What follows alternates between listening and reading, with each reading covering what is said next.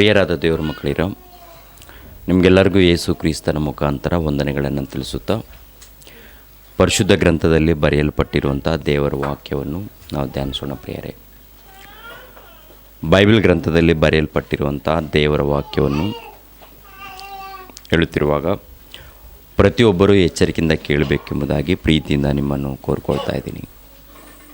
ಹೇಳುವಂಥ ಪ್ರತಿಯೊಂದು ಮಾತುಗಳು ಬೈಬಲ್ ಗ್ರಂಥದಲ್ಲಿ ಬರೆಯಲ್ಪಟ್ಟಿದೆಯೋ ಅಥವಾ ಏನಾದರೂ ಕಲ್ಪನೆಯಿಂದ ಹೇಳ್ತಾ ಇದ್ದಾರೋ ಎಂಬ ಆಲೋಚನೆಗಳಿಂದ ದೇವರ ವಾಕ್ಯವನ್ನು ಕೇಳಬೇಕೆಂಬುದಾಗಿ ನಾನು ಮನವಿ ಮಾಡ್ತಾಯಿದ್ದೀನಿ. ಉದ್ಯೋಗವುಳ್ಳವರು ದೇವರ ಸೇವೆ ಮಾಡಬಹುದಾ ಎಂಬ ಉತ್ತಮವಾದಂಥ ದೇವರ ಸಂದೇಶವನ್ನು ನಾವೆಲ್ಲರೂ ತಿಳ್ಕೊಳ್ಳೋಣ. ಇಂದಿನ ಕ್ರೈಸ್ತ ಸಮಾಜದಲ್ಲಿ ಅನೇಕರು ಪ್ರಿಯರೇ ನೋಡುವಾಗ ಎಷ್ಟೋ ಮಂದಿ ಉದ್ಯೋಗ ಮಾಡುತ್ತಾ ದೇವರ ಸೇವೆಯನ್ನು ಮಾಡ್ತಾ ಇರ್ತಾರೆ. ಉದ್ಯೋಗ ಮಾಡಿಕೊಂಡು ದೇವರ ಸೇವೆ ಮಾಡ್ತಾ ಇರ್ತಾರೆ ಪ್ರಿಯರೇ.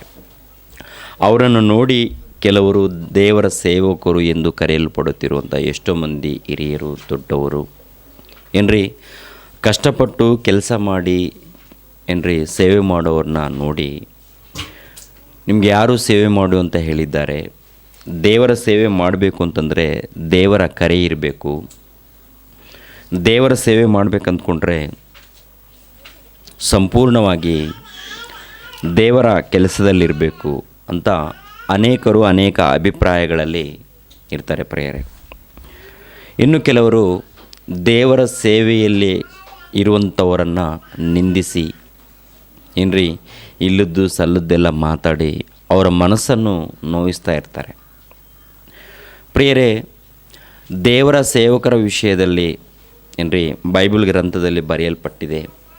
ಕ್ರಿಸ್ತ ಪೂರ್ವದಲ್ಲಿ ಇರುವಂಥ ಸೇವಕರು 1ನೇ ಶತಮಾನದಲ್ಲಿ ಕ್ರಿಸ್ತನ ಮುಖಾಂತರ ಏನ್ರಿ ಇರುವಂಥ ಸೇವಕರನ್ನು ಕುರಿತು, ದೇವರ ಸೇವಕರನ್ನು ಕುರಿತು ಬೈಬಲ್ ಗ್ರಂಥದಲ್ಲಿ ಬರೆಯಲ್ಪಟ್ಟಿದೆ. ನಾವೆಲ್ಲರೂ ಕೂಡ ದೇವರ ಮಾತಿಗೆ ಒಳಪಡಬೇಕು, ದೇವರ ವಾಕ್ಯವನ್ನು ಧ್ಯಾನಿಸಬೇಕು, ದೇವರು ಏನು ಹೇಳಿದ್ದಾನೋ ಅದನ್ನು ಪಾಲಿಸಬೇಕು ಪ್ರಿಯರೇ. ಏನ್ರಿ ಮಾನವರಾಗಿರುವಂಥ ನಾವು ಏನು ಹೇಳಿದ್ದೀವೋ ಅದು ಅಲ್ಲ, ಎಲ್ಲರಿಗಿಂತ ಪ್ರಾಮುಖ್ಯವಾದಂಥದ್ದು ದೇವರ ವಾಕ್ಯ ಪ್ರಿಯರೇ. ದೇವರ ವಾಕ್ಯಕ್ಕೆ ನಾವು ತಲೆ ಬಾಗಿಸ್ಬೇಕೇ ವಿನಃ ಮನುಷ್ಯರಿಗೆ ತಲೆ ಬಾಗಿಸಬಾರ್ದು. ಉದ್ಯೋಗ ಉಳ್ಳವರು ಮತ್ತು ದೇವರ ಸೇವೆ ಮಾಡಬಹುದಾ ಮಾಡಬಾರ್ದಾ ಎನ್ನುವಂಥದ್ದು ದೇವರ ವಾಕ್ಯದ ಪ್ರಕಾರ ನಾವು ಆಲೋಚನೆ ಮಾಡೋಣ ಪ್ರಿಯರೇ. ದೇವರ ವಾಕ್ಯದ ಪ್ರಕಾರ ದೇವರು ಏನು ಹೇಳ್ತಾರೋ ಅದಕ್ಕೆ ನಾವೆಲ್ಲರೂ ಕೂಡ ತಲೆ ಬಾಗಿಸೋಣ ಪ್ರಿಯರೇ. ಹಳೆ ಒಡಂಬಡಿಕೆಯಲ್ಲಿ ಅನೇಕ ಮಂದಿ ದೇವರ ಸೇವಕರಿದ್ದಾರೆ. ಆ ಹಳೆ ಒಡಂಬಡಿಕೆಯಲ್ಲಿರುವಂಥ ದೇವರ ಸೇವಕರನ್ನು ಕುರಿತು ಒಂದೆರಡು ಮಾತನ್ನು ನೋಡಿಕೊಂಡು ಹೊಸ ಒಡಂಬಡಿಕೆಯಲ್ಲಿ ಬರೋಣ ಪ್ರಿಯರೇ. ಯಾಜಕ ಕಾಂಡ 8ನೇ ಅಧ್ಯಾಯ ಏನ್ರಿ ಯಾಜಕ ಕಾಂಡ 8ನೇ ಅಧ್ಯಾಯ 13ನೇ ವಚನವನ್ನು ಯಾರಾದರೂ ಓದಿ ಪ್ರಿಯರೇ. ಯಾಜಕ ಕಾಂಡ 8ನೇ ಅಧ್ಯಾಯ 13ನೇ ವಚನವನ್ನು. ಆಮೇಲೆ ಯೆಹೋವನು ಆಜ್ಞಾಪಿಸಿದಂತೆ ಮೋಶೆ ಅಹರೋನನ ಮಕ್ಕಳನ್ನು ಹತ್ತಿರಕ್ಕೆ ಕರೆದು ಅವರಿಗೆ ನಿಲುವಂಗಿಗಳನ್ನು ತೊಡಿಸಿ ನಡುಕಟ್ಟುಗಳನ್ನು ಸುತ್ತಿ ಮುಂಡಾಸುಗಳನ್ನು ಇಟ್ಟನು.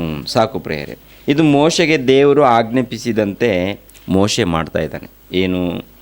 ಆಮೇಲೆ ಯೆಹೋವನು ಆಜ್ಞಾಪಿಸಿದಂತೆ ಮೋಶೆ ಅಹರೋನನ ಮಕ್ಕಳನ್ನು ಹತ್ತಿರಕ್ಕೆ ಕರೆದು ಅವರಿಗೆ ನಿಲು ಅಂಗಿಗಳನ್ನು ತೊಡಗಿಸಿ ನಡುಕಟ್ಟುಗಳನ್ನು ಸುತ್ತಿ ಮುಂಡಾಸುಗಳನ್ನು ಇಟ್ಟು ಅವ್ರಿಗೋಸ್ಕರ ಪ್ರಾರ್ಥನೆ ಮಾಡಿ ದೇವರ ಸೇವಕರನ್ನಾಗಿ ನೇಮಿಸಿದನು ಎನ್ನುವಂಥದ್ದು ಇಲ್ಲಿದೆ ಪ್ರಿಯರೇ.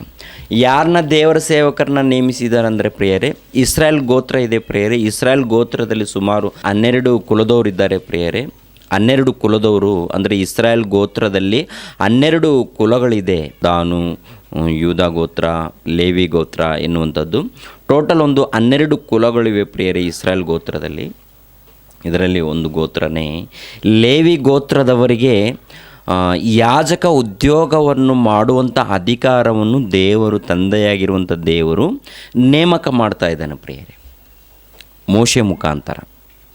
ಅಂದರೆ ದೇವರನ್ನು ಆರಾಧಿಸುವವರು, ದೇವರ ಗರ್ಭಗುಡಿಯಲ್ಲಿ ಆರಾಧಿಸುವವರು, ದೇವರನ್ನು ಏನ್ರಿ ಘನಪಡಿಸುವಂಥ ಕಾರ್ಯಕ್ರಮಗಳನ್ನು ಯಾರಿಗೆ ಕೊಟ್ಟಿದ್ದಾನೆಂದರೆ ಆಗಿನ ಕಾಲದಲ್ಲಿ ಕ್ರಿಸ್ತ ಪೂರ್ವದಲ್ಲಿ ಅದು ಲೇವಿ ಗೋತ್ರದವರಿಗೆ. ನಾವು ಈಗಿನ ಕಾಲದಲ್ಲಿ ಅನೇಕ ಮಂದಿ ದೇವರ ಸೇವಕರು ಎಂದು ಕರೆಯಲ್ಪಡ್ತಾ ಇದ್ದೀವಿ. ಪಾಸ್ಟರ್ಸ್ ಅಂತ ಆಗಿರ್ಬೋದು, ರೆವರೆಂಡ್ಸ್ ಅಂತ ಆಗಿರ್ಬೋದು, ಏನ್ರಿ ಬಿಷಪ್ ಆಗಿರ್ಬೋದು. ಈ ರೀತಿ ನಾವು ಕರೆಯಲ್ಪಡ್ತಾ ಇದ್ದೀವಿ ಈಗಿನ ಕಾಲದಲ್ಲಿ. ಬಿಷಪ್ಪು, ಪಾಸ್ಟರ್ಸು, ರೆವರೆಂಡ್ಸು ಏನ್ರಿ ಈಗಿನ ಕಾಲದಲ್ಲಿ ಸಭೆ ಹಿರಿಯರು, ಬೋಧಕರು ಎಂದು ಕರೆಯಲ್ಪಡ್ತಾ ಇರ್ತೀವಿ. ಆದರೆ ಕ್ರಿಸ್ತ ಪೂರ್ವದಲ್ಲಿ ಪ್ರಿಯರಾದ ದೇವರ ಮಕ್ಕಳಿರ, ಕ್ರಿಸ್ತ ಪೂರ್ವದಲ್ಲಿ ದೇವರು ಯಾಜಕರನ್ನಾಗಿ ನೇಮಿಸಿದ್ದಾನೆ ಪ್ರಿಯರೇ. ಯಾವ ಗೋತ್ರದಲ್ಲಿ ನೇಮಿಸಿದ್ದಾನಂತ ನೋಡುವಾಗ ಇಸ್ರಾಯೇಲರಲ್ಲಿ ಲೇವಿ ಗೋತ್ರ ಎನ್ನುವಂಥದ್ದು ಇದೆ ಪ್ರಿಯರೇ. ಲೇವಿ ಗೋತ್ರದವರನ್ನು, ಈ ಲೇವಿ ಗೋತ್ರದವರನ್ನು ದೇವರು ಯಾಜಕರನ್ನಾಗಿ ನೇಮಿಸ್ತಾ ಇದ್ದಾನೆ ಪ್ರಿಯರೇ. ನೋಡಿ, ಅದೇ 8ನೇ ಅಧ್ಯಾಯ 1ನೇ ವಚನದಲ್ಲಿರುತ್ತೆ ನೋಡಿ. 8ನೇ ಅಧ್ಯಾಯ 1ನೇ ವಚನದಿಂದ ಕೂಡ ಓದಿ ಪ್ರಿಯರೇ. 1-2 ವಚನ. 1ನೇ ವಚನದಿಂದ, ಯೆಹೋವನು ಮೋಶೆಗೆ, ನೀನು ಅಹರೋನನನ್ನು ಅವನ ಗಂಡು ಮಕ್ಕಳನ್ನು ಕರೆಕೊಂಡು ಅವರಿಗೆ ಬೇಕಾದ ದೀಕ್ಷಾ ವಸ್ತ್ರಗಳನ್ನು, ಅಭಿಷೇಕ ತೈಲವನ್ನು, ದೋಷ ಪರಿಹಾರಕ್ಕಾಗಿ ಸಮರ್ಪಿಸಬೇಕಾದ ಹೋರಿಗಳನ್ನು, 2 ಟಗರುಗಳನ್ನು, ಹುಳಿಯಿಲ್ಲದ ಭಕ್ಷ್ಯಗಳನ್ನು ತುಂಬಿರುವ ಪುಟ್ಟಿಯನ್ನು ತೆಗೆದುಕೊಂಡು ಬಂದು ಜನ ಸಮೂಹವೆಲ್ಲ ದೇವದರ್ಶನ ಗುಡಾರದ ಬಾಗಿಲಲ್ಲಿ ಹತ್ತಿರಕ್ಕೆ ಕರೆಸು ಎಂದು ಆಜ್ಞಾಪಿಸಿದನು. ಅಂದರೆ ಪ್ರಿಯರಾದ ದೇವರ ಮಕ್ಕಳಿರ, ಲೇವಿ ಗೋತ್ರದಲ್ಲಿ ಇರುವಂಥ ಅಹರೋನ್ ಮಕ್ಕಳನ್ನು ಎಲ್ಲರನ್ನ ಕರೆಸು, ಸಭೆ ಎಲ್ಲರನ್ನ ಏರ್ಪಾಟ್ ಮಾಡು, ಅವ್ರ ಮುಂದೆನೇ ಏನ್ರಿ ಇಂಥವ್ರನ್ನ ಸೇವಕರನ್ನಾಗಿ ನೇಮಿಸು ಅಂತಂದು ದೇವರು ಅಪ್ಪಣೆ ಕೊಟ್ಟಿದ್ದನು ಮೋಶೆಗೆ. ದೇವರ ಅಪ್ಪಣೆ ಕೊಟ್ಟಿದ್ದ ಪ್ರಕಾರ ಮೋಶೆ ಅಹರೋನನ ಮಕ್ಕಳನ್ನು ಯಾಜಕರನ್ನಾಗಿ ನೇಮಿಸ್ತಾ ಇದ್ದಾನೆ ಪ್ರಿಯರೇ. ಅದೇ ರೀತಿಯಲ್ಲಿ ಇನ್ನೊಂದು ಮಾತನ್ನು ನೋಡಿ ಪ್ರಿಯರೇ. ಅರಣ್ಯಕಾಂಡ 3ನೇ ಅಧ್ಯಾಯ 5ರಿಂದ 10ನೇ ವಚನ ತನಕ ಓದಿ. ಅರಣ್ಯಕಾಂಡ 3ನೇ ಅಧ್ಯಾಯ 5ರಿಂದ 10 ತನಕ.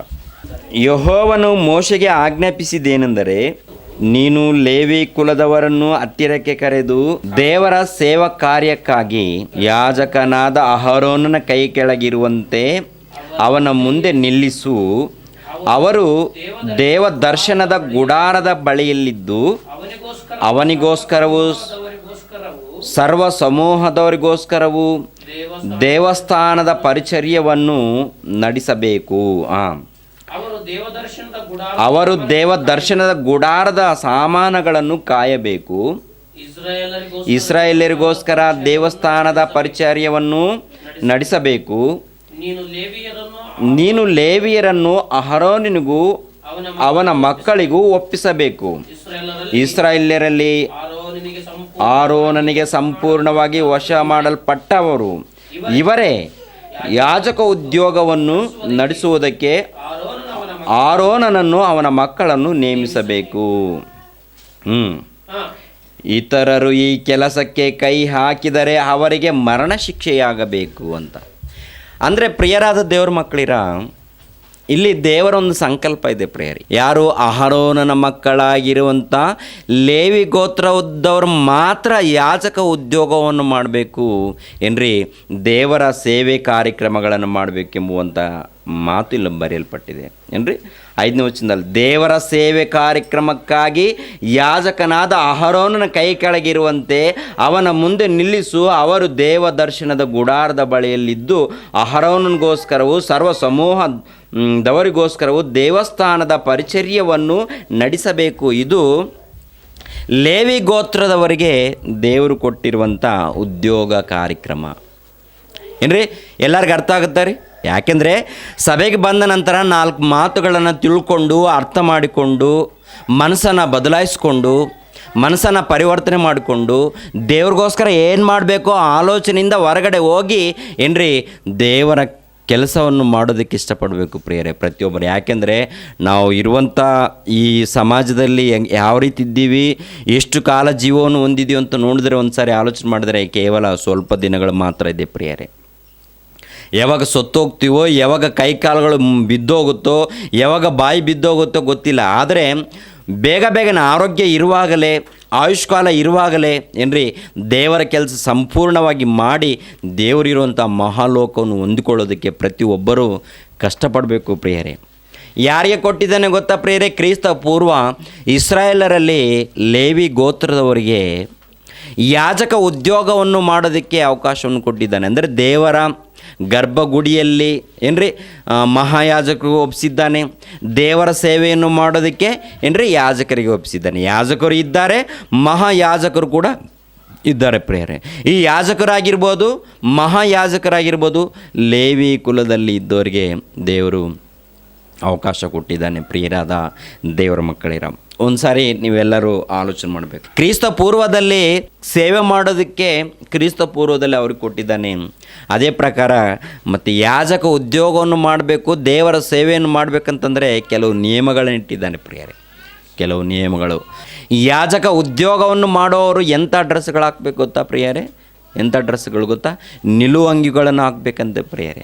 ನಿಲುವಂಗಿಗಳು ಅಂದರೆ ಈಗಿನ ಕಾಲದಲ್ಲಿ ದೊಡ್ಡ ದೊಡ್ಡ RCM ಚರ್ಚಲ್ಲಿ ನೋಡ್ತಾ ಇರ್ತೀವಿ ನೋಡಿ.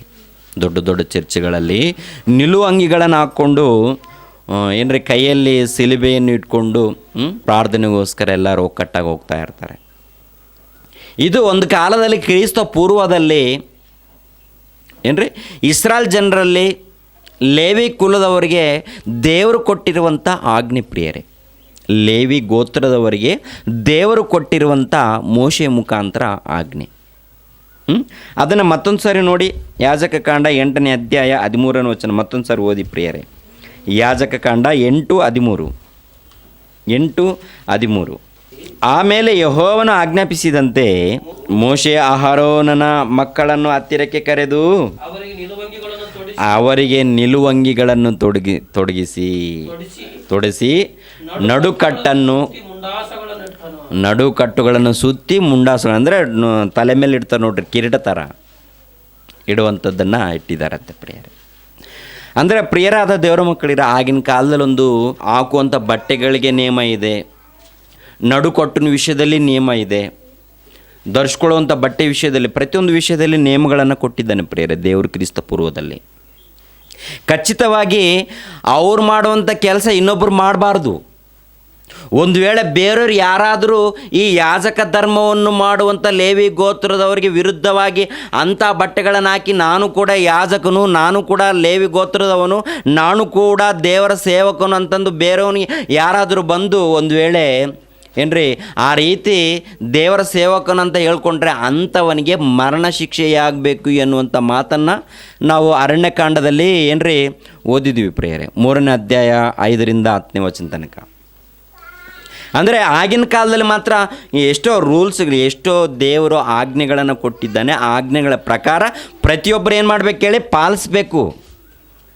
ದೇವರು ಕೊಟ್ಟಿರುವಂಥ ಆಜ್ಞೆಗಳಿಗೆ ಒಳಪಡಬೇಕು ಪ್ರಿಯರಾದ ದೇವರ ಮಕ್ಕಳಿರು. ದೇವರು ಕೊಟ್ಟಿರುವಂಥ ಆಜ್ಞೆಗಳಿಗೆ ಇಂಥವ್ರನ್ನ ನೇಮಿಸ್ಬೇಕಂದ್ರೆ ಆಗಿನ ಕಾಲದಲ್ಲಿ ಕೂಡ ಏನು ಮಾಡಿದ್ದಾನೆ ಗೊತ್ತಾ? ಅದೇ ಯಾಜಕ ಕಾಂಡ 8ನೇ ಅಧ್ಯಾಯ 6ನೇ ವಚನದಲ್ಲಿರುತ್ತೆ ನೋಡಿ ಪ್ರಿಯರೇ. 6ನೇ ವಚನ. ಆಗ ಮೋಶೆ ಅಹರೋನನನ್ನು ಅವನ ಮಕ್ಕಳನ್ನು ಹತ್ತಿರಕ್ಕೆ ಬರಮಾಡಿಕೊಂಡು ಸ್ನಾನ ಮಾಡಿಸಿದನು.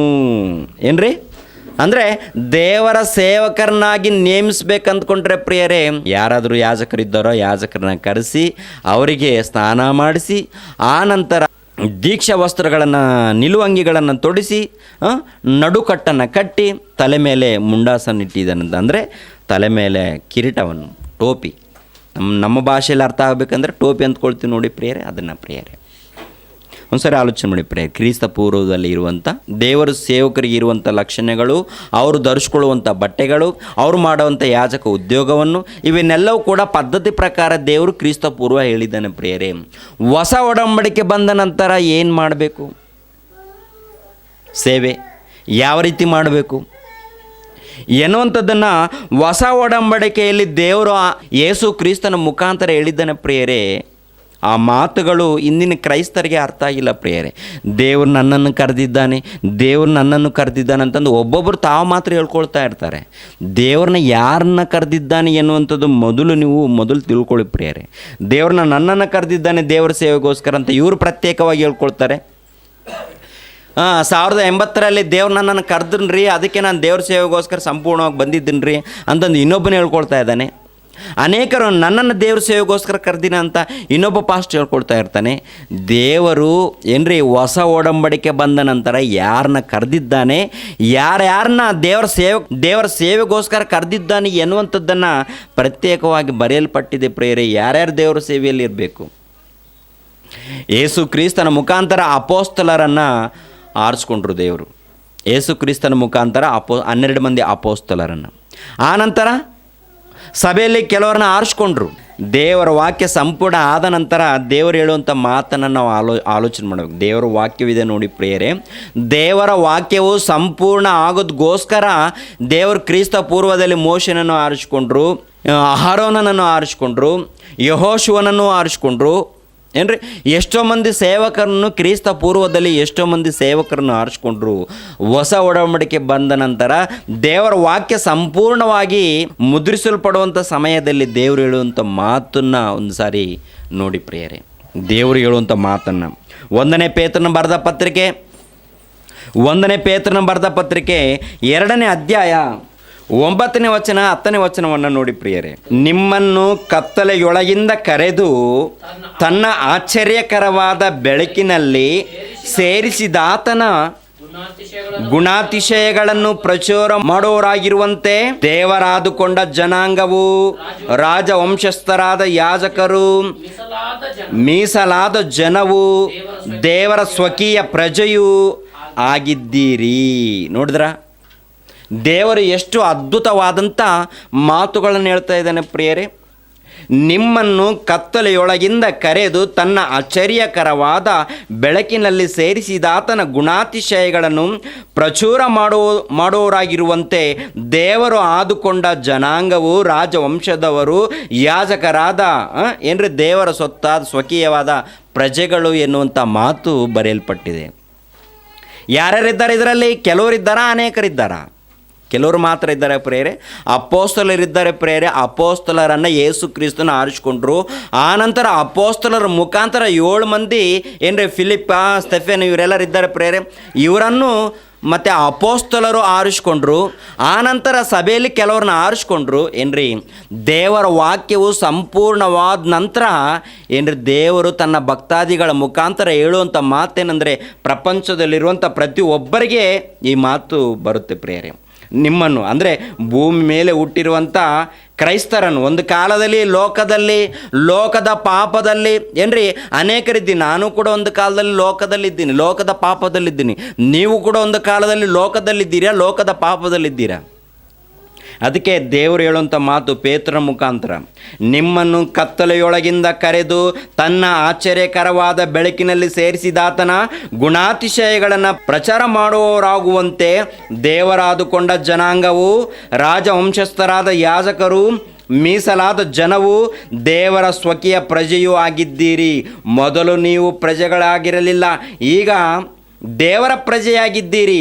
ಮೊದಲು ವಾತ್ಸಲ್ಯ ಹೊಂದಿರಲಿಲ್ಲ, ಈಗ ವಾತ್ಸಲ್ಯ ಹೊಂದಿದವರಾಗಿದ್ದೀರಿ. ನೋಡಿದ್ರೆ ಎಷ್ಟು ಅದ್ಭುತವಾದಂಥ ಮಾತು ಹೇಳಿದ್ದಾನೆ ಪ್ರೇರೆ. ಎಷ್ಟು ಜನರನ್ನು ಆರಿಸ್ಕೊಂಡಿದ್ದಾನೆ? ಸ್ವಲ್ಪ ಜನರನ್ನು ಆರಿಸ್ಕೊಂಡಿದ್ದಾನ, ಅನೇಕರನ್ನು ಆರಿಸ್ಕೊಂಡಿದ್ದಾನ? ಸ್ವಲ್ಪ ಜನರ, ಅನೇಕರ? ಏನ್ರೆ ಮತ್ತೊಂದು ಸಲ ಓದ್ತೀನಿ. ನಿಮ್ಮನ್ನು ಕತ್ತಲೆಯೊಳಗಿಂದ ಕರೆದು, ನಿಮ್ಮನ್ನು ಯಾರು ಕರೆದಿದ್ದಾರೆ? ನಿಮ್ಮನ್ನು ದೇವ್ರು ಕರೆದಿದ್ದಾನ, ಕರೆದಿಲ್ವ? ಇನ್ನು ದೇವ್ರ ಕರೆಗೋಸ್ಕರ ಎದುರು ನೋಡ್ತಾ ಇದ್ದೀರಾ? ದೇವರ ಕರೆಗೋಸ್ಕರ ಎದುರು ನೋಡ್ತಾ ಇದ್ದೀರಾ? ಯಾರಾದರೂ ಸುವಾರ್ತೆ ಹೇಳಿದ್ದಾರೆ ಅಂತ ತಿಳ್ಕೊಳ್ಳಿ, ಅದೇ ದೇವರ ಕರೆ. ಸುವಾರ್ತೆ ಅಂದರೆ ದೇವರ ವಾಕ್ಯ. ದೇವರ ವಾಕ್ಯ ಯಾರಾದರೂ ಒಬ್ಬ ಸಹೋದರ ನಿನಗೆ ಹೇಳಿದ್ದಾನಂತಂದರೆ ಆ ವಾಕ್ಯ ಯಾರ್ದು? ಆ ಮನುಷ್ಯ ನಿನಗೆ ವಾಕ್ಯ ಹೇಳಿರ್ಬೋದು. ವಾಕ್ಯ ಯಾರ್ದು? ದೇವರ ವಾಕ್ಯ. ಆ ದೇವರ ವಾಕ್ಯನೇ, ದೇವರ ಮಾತೆ ದೇವರ ಕರೆ.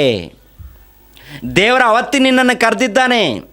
ಯಾವತ್ತು ಯೇಸು ಕ್ರಿಸ್ತನ ವಾಕ್ಯವನ್ನು, ಯಾವತ್ತು ಯೇಸು ಕ್ರಿಸ್ತನ ಮಾತನ್ನು ಯಾವತ್ತು ನೀವು ಕೇಳಿದ್ದೀರೋ ಅವತ್ತೇ ದೇವರು ನಿಮ್ಮನ್ನು ಕರೆದಿದ್ದಾನೆ ಪ್ರಿಯರೇ. ಪ್ರತ್ಯೇಕವಾಗಿ ಮತ್ತೆ ಕನಸಿನಲ್ಲಿ ಬಂದು ಕರೆಯುವಂಥದ್ದಾಗಿರ್ಬೋದು, ಅಥವಾ ಪ್ರತ್ಯೇಕವಾಗಿ ನಿನಗೆ ದರ್ಶನ ಕೊಡುವಂಥದ್ದಾಗಿರ್ಬೋದು, ಇವಾಗಿಲ್ಲ ಪ್ರಿಯರೇ. ಯಾಕೆಂದರೆ ದೇವರ ವಾಕ್ಯ ಸಂಪೂರ್ಣವಾಗಿದೆ ಪ್ರಿಯರೇ. ಈ ದೇವರ ವಾಕ್ಯವನ್ನು ನಂಬಿ ದೇವರ ವಾಕ್ಯದಗೋಸ್ಕರ ಹೋರಾಡಬೇಕು ಎನ್ನುವಂಥ ಮಾತು ಬರೆಯಲ್ಪಟ್ಟಿದೆ. ಅದೇ ಯೂದ ಬರೆದ ಪತ್ರಿಕೆಯಲ್ಲಿ ನೋಡಿ ಪ್ರಿಯರೇ, ಯೂದನು ಬರೆದ ಪತ್ರಿಕೆ 3ನೇ ವಚನದಲ್ಲಿ, ಪ್ರಿಯರೇ, ನಮಗೆ ಉದವಾಗಿರುವ ರಕ್ಷಣೆಯ ವಿಷಯದಲ್ಲಿ ನಿಮಗೆ ಬರೆಯುವುದಕ್ಕೆ ಪೂರ್ಣ ಆಸಕ್ತಿಯಿಂದ ಪ್ರಯತ್ನ ಮಾಡುತ್ತಿದ್ದಾಗ ದೇವಜನರಿಗೆ ಶಾಶ್ವತವಾಗಿರುವಂತೆ ಒಂದೇ ಸಾರಿ ಒಪ್ಪಿಸಲ್ಪಟ್ಟ ನಂಬಿಕೆಯನ್ನು ಕಾಪಾಡಿಕೊಳ್ಳುವುದಕ್ಕೆ ನೀವು ಹೋರಾಡಬೇಕು. ಅಂದರೆ ಯಾವತ್ತಾದರೂ ದೇವರ ವಾಕ್ಯ ನಿಮಗೆ ಒಪ್ಪಿಸಲ್ಪಟ್ಟಿದೆಯೋ, ದೇವರ ವಾಕ್ಯವನ್ನು ನೀವು ಕೇಳಿದ್ದೀರೋ, ಆ ನಂಬಿಕೆಯ ಮುಖಾಂತರ ಒಂದು ಸಾರಿ ಒಪ್ಪಿಸಲ್ಪಟ್ಟಿರುವಂಥ ನಂಬಿಕೆಯ ಮುಖಾಂತರ ನೀವು ಆ ನಂಬಿಕೆಯನ್ನು ಹಿಡಿದುಕೊಂಡು, ಆ ವಾಕ್ಯವನ್ನು ಹಿಡಿದುಕೊಂಡು ಆ ಯೇಸು ಕ್ರಿಸ್ತನಿಗೋಸ್ಕರ ಹೋರಾಟ ಮಾಡಬೇಕು ಎನ್ನುವಂಥ ವಿಷಯವನ್ನು ದೇವರು ಹೇಳಿರುವಾಗ, ಇನ್ನು ನನಗೆ ಕರೆ ಬಂದಿಲ್ಲ, ಇನ್ನು ದೇವರು ನನಗೆ ಕರೆದಿಲ್ಲ, ಇನ್ನು ನನಗೆ ದೇವರ ಅಪ್ಪಣೆ ಬಂದಿಲ್ಲ ಅಂತಂದು ಮನೆಯಲ್ಲಿ ಪ್ರಾರ್ಥನೆ ಮಾಡಿಕೊಂಡು ದೇವರ ಕೆಲಸವನ್ನು ಬಿಟ್ಟು ಏನ್ರಿ ಪ್ರತಿಯೊಬ್ಬರೂ ಮೋಸ ಹೋಗ್ತಾ ಇದ್ದಾರೆ ಪ್ರಿಯರೇ. ದೇವರು ಕರೆದಿದ್ದಾನೆ ನಿನ್ನನ್ನು. ದೇವರ ವಾಕ್ಯ ಯಾವಾಗ ಕೇಳಿದ್ದೀರೋ ಅದನ್ನೇ ದೇವರ ಕರೆ. ಮತ್ತೊಂದು ಸರಿ ಓದ್ತೀರಾ ಪೇತ್ರನ ಬರೆದ ಪತ್ರಿಕೆ 2ನೇ ಅಧ್ಯಾಯ? ಆ ಮಾತು ನಮ್ಗೆ ಅರ್ಥ ಆಗ್ತಾ ಇಲ್ವಾ? ಒಂದು ಸರಿ ಓದಿ ಪ್ರಿಯರೇ, ಮತ್ತೊಂದು ಸರಿ ಓದಿ. ಯಾಕೆಂದರೆ ಎಷ್ಟು ನಮಗೆ ಅರ್ಥ ಆಗುವಂಥ ಭಾಷೆಯಲ್ಲಿ ಬರೆದಿದ್ದಾನೆ. ಯಾವ ಭಾಷೆ ಬೇಕು ನಿನಗೆ? ಕನ್ನಡದಲ್ಲಿ ಬೇಕಾ, ತೆಲುಗಲ್ಲಿ ಬೇಕಾ, ತಮಿಳಲ್ಲಿ ಬೇಕಾ, ಮಲಯಾಳಂ ಬೇಕಾ, ಇಂಗ್ಲೀಷಲ್ಲಿ ಬೇಕಾ? ಯಾವ ಭಾಷೆಯಲ್ಲಿ ಬೇಕೋ ಆ ಭಾಷೆಯಲ್ಲಿ ದೇವರು ಪ್ರೀತಿಸಿ ನಿನಗೋಸ್ಕರ ಬರೆಸಿದ್ದಾನೆ ಪ್ರಿಯರೇ. ಮತ್ತೊಂದು ಸಾರಿ ನೋಡಿ 2ನೇ ಅಧ್ಯಾಯ 9ನೇ ವಚನ, ನಿಮ್ಮನ್ನು ಕತ್ತಲೆಯೊಳಗಿಂದ ಕರೆದು ತನ್ನ ಆಶ್ಚರ್ಯಕರವಾದ ಬೆಳಕಿನಲ್ಲಿ ಸೇರಿಸಿದಾತನ ಗುಣಾತಿಶಯಗಳನ್ನು ಪ್ರಚಾರ ಮಾಡುವ ರಾಗಿರುವಂತೆ ದೇವರಾದುಕೊಂಡ ಜನಾಂಗವು, ರಾಜವಂಶಸ್ಥರಾದ ಯಾಜಕರು, ಮೀಸಲಾದ ಜನವು, ದೇವರ ಸ್ವಕೀಯ ಪ್ರಜೆಯೂ ಆಗಿದ್ದೀರಿ. ನೋಡಿದ್ರೆ ಇಷ್ಟು ಅದ್ಭುತವಾದಂಥ ದೇವರ ಮಾತು ಹೇಳಿದ್ರೂ ಕೂಡ ಇನ್ನೂ ನಮಗೆ ದೇವರ ಕರೆ ಬಂದಿಲ್ಲ, ದೇವರು ಇನ್ನೂ ನಮ್ಮನ್ನು ಕರೆದಿಲ್ಲ, ದೇವರು ನಮಗೆ ದರ್ಶನ ಕೊಟ್ಟಿಲ್ಲ ಅಂತಂದು ಏನ್ರಿ ಪ್ರತಿಯೊಬ್ಬರು ಪ್ರಾರ್ಥನೆಯಲ್ಲಿ ಮೋಸ ಹೋಗ್ತಾ ಇದ್ದಾರೆ ಪ್ರಿಯರೇ. ದೇವರು ಕರೆದಿದ್ದಾನೆ. ಯಾವತ್ತಾದರೂ ನಿನ್ನನ್ನು ಕರೆದಿದ್ದಾನೋ, ಯಾವತ್ತಾದರೂ ದೇವರ ವಾಕ್ಯ ನೀವು ಕೇಳಿದ್ದೀರೋ ಅದೇ ದೇವರ ಕರೆ.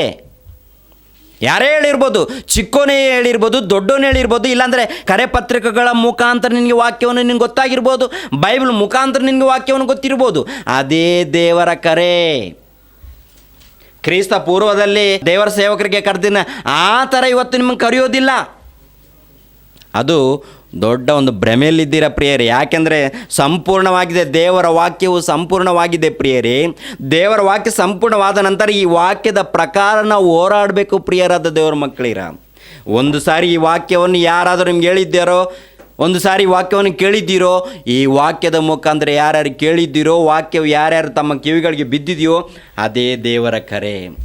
ಎಲ್ಲ ಜನರೇ ನನ್ನ ಬಳಿಗೆ ಬನ್ನಿರಿ. ಯಾರು ಹೇಳಿದ್ರು? ಯೇಸು ಕ್ರಿಸ್ತನು. ಇದರಲ್ಲಿ ಬರೆಯಲ್ಪಟ್ಟಿರುವಂಥ ಮಾತು ಯಾರ್ದು? ದೇವರದ, ನಮ್ದ? ಇದರಲ್ಲಿ ಬರೆಯಲ್ಪಟ್ಟಿರೋಂಥ ಮಾತು ಯಾರ್ದು ಪ್ರಿಯರೇ? ಇದರಲ್ಲಿ ಬರೆಯಲ್ಪಟ್ಟಿರೋಂಥ ಪ್ರತಿಯೊಂದು ಮಾತು ಆ ತಂದೆ ಆಗಿರುವಂಥ ದೇವರ ಮಾತು ಪ್ರಿಯರಾದ ದೇವರ ಮಕ್ಕಳೇ. ಈ ಮಾತು ಕೇಳಿದ ನಂತರ ಇನ್ನೂ ಕೂಡ ನಮ್ಗೆ ಕರೆ ಬಂದಿಲ್ಲ, ಇನ್ನೂ ಕರೆ ಬಂದಿಲ್ಲ ಅಂತಂದು ಅಮಾಯಕರು ಎಷ್ಟೋ ಮಂದಿ ಮೋಸ ಹೋಗ್ತಾ ಇದ್ದಾರೆ. ಮತ್ತು ಕೆಲವರಾದರೆ ದೇವರು ನನ್ನನ್ನು ಕರೆದಿದ್ದಾನೆ ಅಂತಂದು ಪ್ರತ್ಯೇಕವಾಗಿ ಹೇಳ್ಕೊಂಡು ಸಮಾಜದಲ್ಲಿ ಏನ್ರಿ ಅವರು ಮೋಸ ಹೋಗ್ತಾ ಇದ್ದಾರೆ ಪ್ರಿಯರೇ. ಪ್ರಿಯರಾದ ದೇವ್ರ ಮಕ್ಕಳಿರ, ದೇವ್ರು ಕರೆದಿದ್ದಾನೆ ಪ್ರಿಯರೇ. ಕರೆದ ನಂತರ ಯಾವಾಗ ಯಾಜಕರನ್ನಾಗಿ ಮಾಡಿದ್ದಾನೋ ಗೊತ್ತಾ? ಕ್ರಿಸ್ತ ಪೂರ್ವದಲ್ಲಿ ಸೇವಕರ ಮುಖಾಂತರ, ದೊಡ್ಡ ದೊಡ್ಡ ಸೇವಕರ ಮುಖಾಂತರ ಯಾಜಕರನ್ನಾಗಿ ಯಾವ ರೀತಿ ನೇಮಿಸ್ತಾರೆ? ನಿಲುವಂಗಿಗಳನ್ನು ಏನ್ರಿ, ತಲೆ ಮೇಲೆ ಒಂದು ಕಿರೀಟವನ್ನು, ನಡುಕಟ್ಟನ್ನು, ಅದಕ್ಕಿಂತ ಮುಂಚೆ ಸ್ನಾನ ಮಾಡಿಸ್ತಾರೆ ಪ್ರಿಯರೇ. ಯೇಸು ಕ್ರಿಸ್ತನನ್ನು ನಮ್ಮ ವಾಕ್ಯವನ್ನು ತಿಳಿದ ನಂತರ ನೀನು ಯಾಜಕನು ಯಾವಾಗ ಆಗ್ತೀಯ? ಯಾಜಕನು, ದೇವರಿಗೆ ಸ್ವಕೀಯ ಪ್ರಜೆ ಯಾವಾಗ ಆಗ್ತೀಯ ನೀನು? ಯಾವಾಗ ಆಗ್ತೀಯ ಅಂದರೆ ನೋಡಿ ಆ ಮಾತನ್ನು ಕೂಡ ಮಾರ್ಕನ ಬರೆದ ಸುವಾರ್ತೆ 16ನೇ ಅಧ್ಯಾಯ 15ನೇ ವಚನವನ್ನು ನೋಡಿ ಪ್ರಿಯರೇ. ಮಾರ್ಕನ ಬರೆದ ಸುವಾರ್ತೆ 16-15ನೇ ವಚನ. ಆಮೇಲೆ ಅವರಿಗೆ, ನೀವು ಲೋಕದ ಎಲ್ಲ ಕಡೆಗೆ ಹೋಗಿ ಜಗತ್ತಿಗೆಲ್ಲ ಸುವಾರ್ತೆಯನ್ನು ಸಾರಿರಿ, ನಂಬಿ ದೀಕ್ಷಾಸ್ನಾನ ಮಾಡಿಸಿಕೊಂಡ ದೀಕ್ಷಾಸ್ನಾನ ಅಂದರೆ ದೇವರ ಸೇವಕರ ಮುಖಾಂತರ ದೀಕ್ಷಾಸ್ನಾನ. ಕ್ರಿಸ್ತ ಪೂರ್ವ ಯಾಜಕರನ್ನಾಗಿ ಮಾಡಬೇಕಾದ್ರೆ ಸ್ನಾನ ಮಾಡಿಸ್ತಾ ಇದ್ರು, ನಿಲುವಂಗಿಯನ್ನು ಹಾಕ್ತಾಯಿದ್ರು, ತಲೆ ಮೇಲೆ ಒಂದು ಟೋಪಿ ಇಡ್ತಾ ಇದ್ರು, ಮುಂಡಾಸವನ್ನಂತ ಹೇಳ್ತಾರೆ ಪ್ರಿಯರೇ ಬೈಬಲ್ ಗ್ರಂಥದಲ್ಲಿ. ನಡುಕಟ್ಟನ್ನು ಕಟ್ಟುವಂಥದ್ದು. ಹೊಸ ಒಡಂಬಡಿಕೆ ಬಂದ ನಂತರ ದೇವರ ವಾಕ್ಯದ ಮುಖಾಂತರ ಈ ವಾಕ್ಯವನ್ನು, ಯೇಸು ಕ್ರಿಸ್ತನ ಮಾತುಗಳನ್ನು ಯಾರಾದರೂ ಕೇಳಿದ್ದಾರೋ, ಕೇಳಿದ ನಂತರ ಮನಸ್ಸನ್ನು ಪರಿವರ್ತನೆ ಮಾಡಿಕೊಂಡು ಏನ್ರಿ, ಮನಸ್ಸನ್ನು ಬದಲಾಯಿಸ್ಕೊಂಡು ಯಾರಾದರೂ ದೀಕ್ಷಾಸ್ನಾನ ಪಡ್ಕೊಳ್ತಾರೋ ಅವ್ರಿಗೆ ಏನಂತ ಹೇಳಿದಾನೆ ಗೊತ್ತಾ? ನಂಬಿ ದೀಕ್ಷಾಸ್ನಾನ ಮಾಡಿಸಿಕೊಳ್ಳುವವನು ರಕ್ಷಣೆ ಹೊಂದುವವನು, ನಂಬದೆ ಹೋಗುವವನಿಗೆ ದಂಡನೆಗೆ ಗುರಿಯಾಗುವನು. ಏನ್ರಿ? ನಂಬದೆ ಹೋಗುವವನಿಗೆ ಏನಾಗುತ್ತಂತೆ ಪ್ರಿಯರೇ? ನಂಬದೆ ಹೋಗುವವನಿಗೆ ದಂಡನೆಗೆ ಗುರಿಯಾಗುವನು ಎನ್ನುವಂಥ ಮಾತು ಇದೆ ಪ್ರಿಯರೇ. ಅಂದರೆ ಯೇಸು ಕ್ರಿಸ್ತನ ನಂಬಿಕೊಂಡ ನಂತರ, ದೀಕ್ಷಾಸ್ನಾನ ಪಡ್ಕೊಂಡ ನಂತರ ದೇವರ ವಾಕ್ಯವನ್ನು ತಿಳ್ಕೊಂಡು ಏನು ಮಾಡ್ಬೇಕು ನೀನು? ಮತ್ತೆ ದೇವರ ವಾಕ್ಯವನ್ನು ತಿಳ್ಕೊಂಡು ಏನು ಮಾಡಬೇಕು? ದೇವರ ವಾಕ್ಯವನ್ನು ತಿಳ್ಕೊಂಡು, ದೇವರ ವಾಕ್ಯವನ್ನು ಟ್ರೈನಿಂಗ್ ಮಾಡಿ, ವಾಕ್ಯವನ್ನು ಪರಿಶೋಧನೆ ಮಾಡಿ, ವಾಕ್ಯವನ್ನು ಕಲ್ತ್ಕೊಂಡ ನಂತರ ಆಗ ನೀನು ಏನ್ರಿ ದೇವರ ಸೇವಕನಾಗಿ ದೇವರ ವಾಕ್ಯವನ್ನು ಹೇಳೋದಕ್ಕೆ ನೀನು ಮುಂದೆ ಹೋಗಬೇಕು. ಯಾಕಂದರೆ ದೇವರ ವಾಕ್ಯದ ಮುಖಾಂತರ ನಂಬಿಕೆ ನಿಮಗೆ ಒಂದು ಸಾರಿ ಕೊಡಲ್ಪಟ್ಟಿರುವಂಥ ನಂಬಿಕೆ ಮುಖಾಂತರ ನೀವೇನು ಮಾಡಬೇಕಂತ ಹೇಳಿದ್ದಾನೆ? ಹೋರಾಡಬೇಕು. ಹೋರಾಟ ಅಂದರೆ ಎಲ್ಲೋ ಹೊರಗಡೆ ಹೋರಾಟ ಮಾಡೋದಲ್ಲ. ದೇವರ ವಾಕ್ಯವನ್ನು ಇಟ್ಕೊಂಡು 4 ಜನರಿಗೆ ಒಳ್ಳೆಯ ಮಾತನ್ನು ಹೇಳಿ ದೇವರ ಮಾರ್ಗದಲ್ಲಿ ನಡೆಸುವಂಥದ್ದು ಪ್ರಿಯರೇ. ಸಭೆಯಲ್ಲಿ ದೇವರ ವಾಕ್ಯವನ್ನು ಹೇಳುವಂಥದ್ದು, ಸಭೆಯನ್ನು ಪಾಲಿಸುವಂಥದ್ದು, ಸಭೆಯನ್ನು ನಡೆಸುವಂಥದ್ದು ಪ್ರಿಯರಾದ ದೇವರ ಮಕ್ಕಳೇರ. ದೇವರ ವಾಕ್ಯ ಯಾರಿಗೆ ಹೇಳ್ತೀರಾ? ದೇವರ ವಾಕ್ಯ ಪ್ರಚರಣೆ ಮಾಡಬೇಕಂತೆ. ಯಾರಿಗೆ ಮಾಡ್ತೀರಾ? ಸಭೆಯಲ್ಲಾಗಿರ್ಬೋದು, ಹೊರಗಡೆ ಆಗಿರ್ಬೋದು, ಎಲ್ಲೇ ಆಗಿರ್ಬೋದು, ದೇವರ ವಾಕ್ಯವನ್ನು ಪ್ರಕಟಿಸುವಂಥ ಜವಾಬ್ದಾರಿಯನ್ನು ದೇವರೇ ಯಾರು ಕೊಟ್ಟಿದ್ದಾನೆ ಗೊತ್ತಾ? ಯೇಸು ಕ್ರಿಸ್ತನನ್ನು ನಂಬಿ ದೀಕ್ಷಾಸ್ನಾನ ಪಡ್ಕೊಂಡಿರುವಂಥವ್ರು ಎಲ್ಲರಿಗೂ ಕೂಡ ದೇವರು ಕೊಟ್ಟಿದ್ದಾನೆ ಪ್ರಿಯರೇ. ಅದು ನೀವು ಯಾವ ರೀತಿ ಮಾಡ್ತೀರಾ ಎನ್ನುವಂಥದ್ದು ನಿಮ್ಮ ಕೈಲಿ ಕೊಟ್ಟಿದ್ದಾನೆ, ನಿಮ್ಗೆ ಬಿಟ್ಟಿದ್ದಾನೆ ಪ್ರಿಯರೇ. ಸಂಪೂರ್ಣವಾಗಿ ದೇವರ ಸೇವೆಯಲ್ಲಿ ಇರ್ತೀರೋ ಅಥವಾ ಕೆಲಸ ಮಾಡಿಕೊಂಡು ದೇವರ ಸೇವೆ ಮಾಡ್ತೀರೋ ಎನ್ನುವಂಥದ್ದನ್ನು ದೇವರು ನಿಮ್ಗೆ ಕೊಟ್ಟಿದ್ದಾನೆ ಪ್ರಿಯರೇ. ರೋಮಾಪುರದವ್ರಿಗೆ ಬರೆದ ಪತ್ರಿಕೆ 12ನೇ ಅಧ್ಯಾಯ ಏನ್ರಿ 1-2ನೇ ವಚನವನ್ನು ನೋಡಿ ಪ್ರಿಯರೇ. ರೋಮಾಪುರದವರಿಗೆ ಬರೆದ ಪತ್ರಿಕೆ 12ನೇ ಅಧ್ಯಾಯ 1ನೇ ವಚನ 2ನೇ ವಚನವನ್ನು ನೋಡಿ. ಆದುದರಿಂದ ಸಹೋದರರೇ, ದೇವರ ಕನಿಕರವನ್ನು ನಿಮ್ಮ ನೆನಪಿಗೆ ತಂದು ನಿಮ್ಮನ್ನು ಬೇಡಿಕೊಳ್ಳುವುದೇನೆಂದರೆ, ನೀವು ನಿಮ್ಮ ದೇಹಗಳನ್ನು ದೇವರಿಗೆ ಮೀಸಲಾಗಿಯೂ ಮೆಚ್ಚುಗೆಯಾಗಿಯೂ ಇರುವ ಸಜೀವ ಯಜ್ಞವಾಗಿ ಸಮರ್ಪಿಸಿರಿ. ಇದೇ ನಿಮ್ಮ ವಿವೇಕಪೂರ್ವಕವಾದ ಆರಾಧನೆ. ನೋಡಿದ್ರ? ದೇವರನ್ನು ಆರಾಧನೆ ಮಾಡುವಂಥದ್ದು, ದೇವರ ಸೇವೆಯನ್ನು ಮಾಡುವಂಥದ್ದು. ಎಂಥದ್ದು? ದೇವರ ಸೇವೆಯನ್ನು ಏನ್ರಿ? ಆದುದರಿಂದ ಸಹೋದರರೇ, ದೇವರ ಕನಿಕರವನ್ನು ನಿಮ್ಮ ನೆನಪಿಗೆ ತಂದು ನಿಮ್ಮನ್ನು ಬೇಡಿಕೊಳ್ಳುವುದೇನೆಂದರೆ, ನೀವು ನಿಮ್ಮ ದೇಹಗಳನ್ನು ದೇವರಿಗೆ ಮೀಸಲಾಗಿಯೂ ಮೆಚ್ಚುಗೆಯಾಗಿಯೂ ಏನ್ರಿ ಇರುವ ಸಜೀವ ಯಜ್ಞವಾಗಿ ಸಮರ್ಪಿಸಿರಿ. ಇದೇ ನಿಮ್ಮ ವಿವೇಕಪೂರ್ವಕವಾದ ಆರಾಧನೆ. ಸಂಪೂರ್ಣವಾಗಿ ದೇವರ ಸೇವೆಯಲ್ಲಿ ಇರ್ತೀರಾ? ಸಂಪೂರ್ಣವಾಗಿ ದೇವರ ಸೇವೆ ಮಾಡಬೇಕಂತ ಇಚ್ಛಿಸಿದ್ದೀರಾ? ಸಂಪೂರ್ಣವಾಗಿ ದೇವರ ಸೇವೆ ಮಾಡಬೇಕಂದ್ಕೊಂಡ್ರೆ ಸಂಪೂರ್ಣವಾಗಿ ದೇವರ ಸೇವೆಯಲ್ಲಿರಿ. ಇಲ್ಲ ಕೆಲಸ ಮಾಡಿಕೊಂಡು ದೇವರ ಸೇವೆ ಮಾಡಬೇಕಂದ್ಕೊಂಡಿದ್ದೀರಾ? ಕೆಲಸ ಮಾಡಿಕೊಂಡು ದೇವರ ಸೇವೆ ಕೂಡ ಮಾಡುವುದು ಪ್ರಿಯರೇ. ಅದು ಕೂಡ ವಾಕ್ಯ ಇದೆ ಬೈಬಲಲ್ಲಿ. ಏನೋ ನಾನು ಕತೆ ಹೇಳಲ್ಲ ಪ್ರಿಯರೇ. ನನಗೆ ಅನುಕೂಲವಾಗಿ ಏನ್ರಿ ನಿಮಗೆ ಮೆಚ್ಚಿಸುವಂಥ ಬೋಧನೆ ನಾವು ಮಾಡೋದಿಲ್ಲ ಪ್ರಿಯರೇ. ಬೈಬಲಲ್ಲಿ ಏನು ಬರೆಯಲ್ಪಟ್ಟಿದೆಯೋ ಅದನ್ನೇ ಹೇಳ್ತಾ ಇದ್ದೀವಿ ಪ್ರಿಯರೇ. ಸಂಪೂರ್ಣವಾಗಿ ದೇವ್ರ ಕೋರಿಕೆ ಅಂತದ್ದು ಗೊತ್ತಾ? ಸಂಪೂರ್ಣವಾಗಿ ನೀನು ದೇವರ ಸೇವೆಯಲ್ಲಿ ಇರುವಂಥದ್ದೇ ದೇವರ ಕೋರಿಕೆ ಪ್ರಿಯರೇ. ಸಂಪೂರ್ಣವಾಗಿ.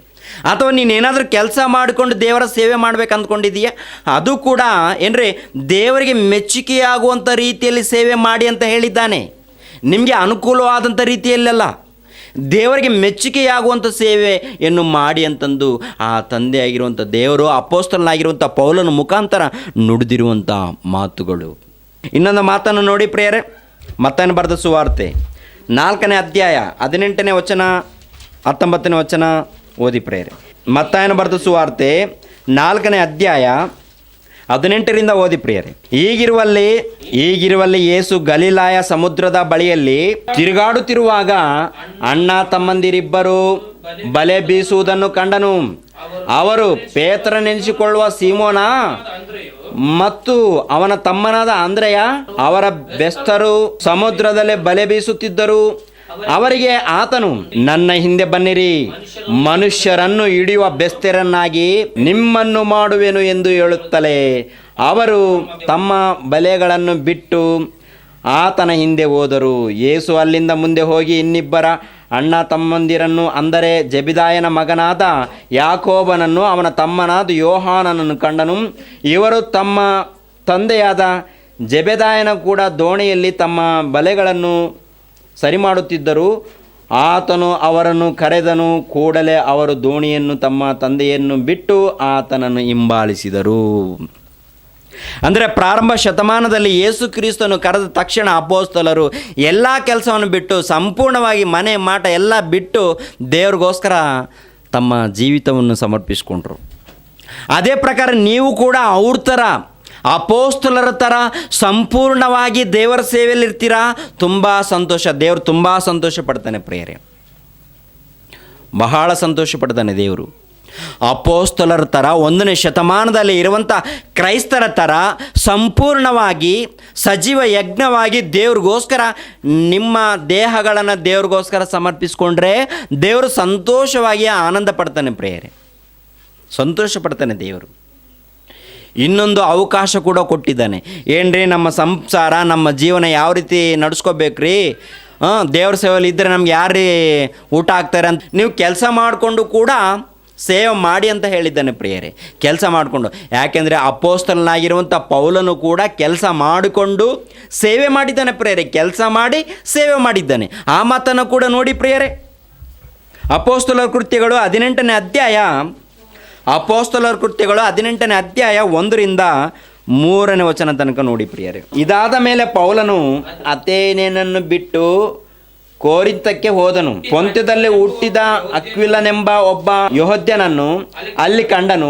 ಯೆಹೂದ್ಯರೆಲ್ಲರೂ ರೋಮಾಪುರವನ್ನು ಬಿಟ್ಟು ಹೋಗಬೇಕೆಂದು ಚಕ್ರವರ್ತಿಯ ವಿಧಿಸಿದ ಕಾರಣ ಅಕ್ವಿಲನು ಅವನ ಹೆಂಡತಿಯಾದ ಪ್ರಿಸ್ಕಿಲ್ಲಳು ಕೆಲವು ದಿವಸಗಳ ಮುಂಚೆ ಇತ್ಯಾಲ ದೇಶದಿಂದ ಅಲ್ಲಿಗೆ ಬಂದಿದ್ದರು. ಪೌಲನು ಅವರ ಮನೆಗೆ ಹೋಗಿ ತಾನು ಅವರು ಒಂದೇ ಕಸಬಿನವರಾಗಿದ್ದರಿಂದ ಅವರಲ್ಲಿದ್ದು ಅವರೊಂದಿಗೆ ಕೆಲಸ ಮಾಡುತ್ತಿದ್ದನು. ಗುಡಾರ ಮಾಡುವುದು ಅವರ ಕಸಬಾಗಿತ್ತು. ಅವನು ಪ್ರತಿ ಸಬ್ಬಾತು ದಿನವೂ ಸಭಾಮಂದಿರದಲ್ಲಿ ಚರ್ಚಿಸಿ ಯೆಹೂದ್ಯರನ್ನು ಗ್ರೀಕರನ್ನು, ಅಂದರೆ ದೇವರ ವಾಕ್ಯವನ್ನು ಹೇಳ್ತಾ ಇದ್ದಾನಂತೆ ಪ್ರಿಯರೇ ಪೌಲನು. ಅಂದರೆ ಕಷ್ಟಪಟ್ಟು ಕೆಲಸ ಮಾಡಿಕೊಂಡು ದೇವರ ಸೇವೆಯನ್ನು ಅಪೊಸ್ತಲನಾಗಿರುವಂಥ ಪೌಲನು ಕಷ್ಟಪಟ್ಟು ಸೇವೆ ಮಾಡಿದ್ದಾನಂತೆ ಪ್ರಿಯರೇ. ಅದೇ ರೀತಿಯಲ್ಲಿ ಇನ್ನೊಂದು ಮಾತನ್ನು ನೋಡಿ, 20ನೇ ಅಧ್ಯಾಯ 34-35 ವಚನವನ್ನು ಪ್ರಿಯರೇ. 20ನೇ ಅಧ್ಯಾಯ 34-35 ವಚನವನ್ನು ಓದಿ ಪ್ರಿಯರೇ. 34-35. ಈ ಕೈಗಳೇ ಕೆಲಸ ಮಾಡಿ ನನ್ನ ಕೊರತೆಗಳನ್ನು, ನನ್ನ ಜೊತೆಯಲ್ಲಿದ್ದವರ ಕೊರತೆಗಳನ್ನು ನೀಗಿಸಿದ್ದನ್ನು ನೀವೇ ಬಲ್ಲಿರಿ. ಎಲ್ಲ ವಿಷಯಗಳಲ್ಲಿ ನಾನು ನಿಮಗೆ ಮಾದರಿ ತೋರಿಸಿದ್ದೇನೆ. ನೀವು ಹಾಗೆ ದುಡಿದು ಬಲವಿಲ್ಲದವರಿಗೆ ಉಪಕಾರ ಮಾಡಬೇಕು ಮತ್ತು ತೆಗೆದುಕೊಳ್ಳುವುದಕ್ಕಿಂತ ಕೊಡುವುದೇ ಹೆಚ್ಚಿನ ಭಾಗ್ಯ ಎಂಬುದಾಗಿ ಕರ್ತನಾದ ಯೇಸು ತಾನೇ ಹೇಳಿದ ಮಾತುಗಳನ್ನು ನೆನಪಿನಲ್ಲಿಟ್ಟುಕೊಂಡಿರಬೇಕು. ಅಂದರೆ ಪ್ರಿಯರಾದ ದೇವರ ಮಕ್ಕಳಿರ, ಅಪೊಸ್ತಲನಾಗಿರುವಂಥ ಪೌಲನು ಕಷ್ಟಪಟ್ಟು ಕೆಲಸ ಮಾಡಿ ಸುವಾರ್ತೆ ಮಾಡಿದ್ದಾನೆ ಪ್ರಿಯರೇ. ಕೆಲವು ಸ್ಥಳಗಳಲ್ಲಿ ಆತನು ಕೂಡ ಸಹಕಾರ ಮಾಡಿದವರಿದ್ದಾರೆ. ಅದೇ ಪ್ರಕಾರ ಕಷ್ಟಪಟ್ಟು ಸೇವೆ ಕೂಡ ಮಾಡಿದ್ದಾನೆ ಪ್ರಿಯರೇ. ಕೆಲಸ ಮಾಡಿ ಸೇವೆ ಮಾಡಿದ್ದಾನೆ. ಈಗಿನ ಕಾಲದಲ್ಲಿ ಕೂಡ ಎಷ್ಟೋ ಮಂದಿ ಪ್ರಿಯರೇ ಕಷ್ಟಪಟ್ಟು ಕೆಲಸ ಮಾಡಿ ಸೇವೆ ಮಾಡೋರಿದ್ದಾರೆ ಪ್ರಿಯರೇ. ಆದರೆ ಅಂಥವ್ರಿಗೆ ದೇವರು ಹೇಳುವಂಥ ಮಾತೇನು ಗೊತ್ತಾ ಪ್ರಿಯರೇ? ಒಂದು ಕಾಲದಲ್ಲಿ ಪೌಲನು ಯಾವ ರೀತಿ ಕಷ್ಟಪಟ್ಟು ಕೆಲಸ ಮಾಡಿ ಸೇವೆ ಮಾಡಿದ್ದಾನೋ ನಾವು ಕೂಡ ಕಷ್ಟಪಟ್ಟು ಸೇವೆ ಮಾಡ್ಬೋದು ಅಂತ ಹೇಳಿದ್ದಾನೆ. ಅಂದರೆ ಉದ್ಯೋಗ ಮಾಡುವವರು ಉದ್ಯೋಗ ಮಾಡಿಕೊಂಡು ಕೆಲಸ ಮಾಡಿಕೊಂಡು ಅನುಕೂಲ ನೋಡಿಕೊಂಡು ದೇವರ ಸೇವೆ ಮಾಡಿ ಅಂತ ಹೇಳಿದ್ದಾನೆ. ಅದೇ ರೀತಿಯಲ್ಲಿ ಸಂಪೂರ್ಣವಾಗಿ ದೇವರ ಸೇವೆಯಲ್ಲಿ ಇದೆ ಎಂದು ಕೂಡ ಹೇಳಿದ್ದಾನೆ. ನಿಮಗೆ ಸಂಪೂರ್ಣವಾಗಿ ದೇವರ ಸೇವೆಯಲ್ಲಿ ಇರುತ್ತಾ? ನೀವು ಸಂಪೂರ್ಣವಾಗಿ ದೇವರ ಸೇವೆ ಮಾಡಿದ್ದೀರಾ? ಸಂಪೂರ್ಣವಾಗಿ ದೇವರ ಸೇವೆ ಮಾಡಿದ್ರೆ ನಿನಗೆ ಎಷ್ಟು ಪರಲೋಕದಲ್ಲಿ ಎಷ್ಟು ಕೊಡಬೇಕು ಅಷ್ಟು ದೇವರು ಪರಲೋಕದಲ್ಲಿ ಪ್ರತಿಫಲವನ್ನು ಕೊಡ್ತಾನೆ ಪ್ರಿಯರೇ. ನೀವು ಸ್ವಲ್ಪ